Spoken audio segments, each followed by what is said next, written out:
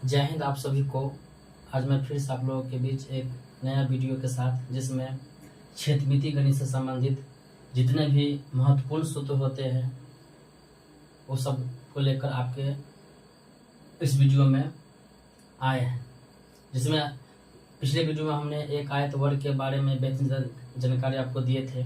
इसमें हम एक क्षेत्र में जो महत्वपूर्ण सूत्र है, खासकर जो क्लास बिहार बोर्ड के 9th और 10th के बच्चों के लिए बहुत ही महत्वपूर्ण है, जो हम एक ही बार सभी सूत्र को आपके सामने रख दिए हैं कि आपको याद करने में और जानकारी में कोई दिक्कत ना हो।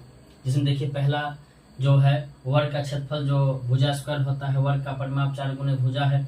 आयत का जो क्षेत्रफल है लंबाई गुने चौड़ाई है। आयत का परिमाप 2 लंबाई जो चौड़ाई होता है। घन का आयतन भुजा क्यूब। घन का पृष्ठ क्षेत्रफल 6 गुने भुजा स्क्वायर। घन का विकर्ण है √3 गुने भुजा।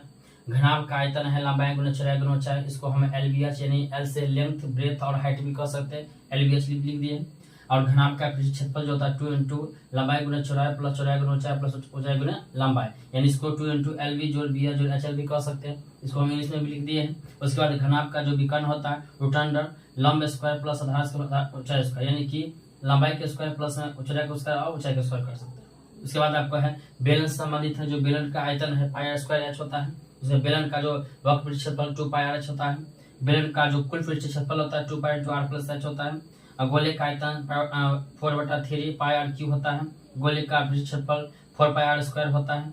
और अर्धगोले का जो आयतन होता है 2/3 πr³ होता है। उसके बाद आपको यहाँ शंकु से रिलेटेड है। शंकु का आयतन 1/3 πr² h होता है। शंकु का कुल पृष्ठ क्षेत्रफल π × r+h होता है। शंकु का वक्र पृष्ठ क्षेत्रफल के πr/l होता है। और जो शंकु में जो हमें l और जो r की जरूरत पड़ती है h की, उसके लिए जो महत्वपूर्ण सूत्र है L बराबर √h² r², h बराबर √L² - r², r बराबर √L² - h²। ये जो सूत्र होते हैं, इस तरह हम सब पैथागोरस से जो पढ़ते हैं कर्ण स्क्वायर लंब आधार स्क्वायर, उससे से रिलेटेड आपको सूत्र होता है। जिसमें L क्या होता है हम लिख दीजिए, जहाँ L एक तिर्यक ऊंचाई होता है, यानी शंकु तिर्यक ऊंचाई होता है, S शंकु की ऊंचाई होता है और त्रिज्या होती है। और त्रिज्या सब क्या होता है हम लिख दिए, जो व्यास है ना वो त्रिज्या की दुगुनी होती है, यानी D बराबर 2r भी बोल सकते हैं।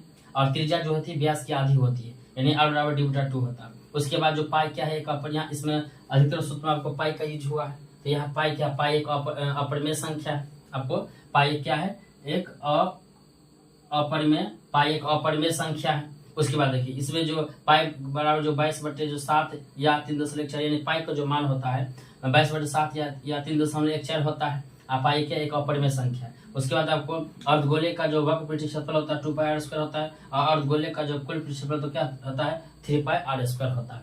तो ये जो एक है एक क्षेत्रमिति गणित, जिसमें आपको वर्ग है, आयत हो, घन हो, घनाभ हो, बेलन है, शंकु है, गोला है, अर्धगोला है, जितने भी आपको जो महत्वपूर्ण सूत्र होते हैं हम आपको सब लिख दिए हैं, जो आपको एक ही बेल में सब चीज आपको याद हो जाए, है ना। जिसमें आपको खासकर 9th और 10th के लिए बहुत ही महत्वपूर्ण सूत्र है ना।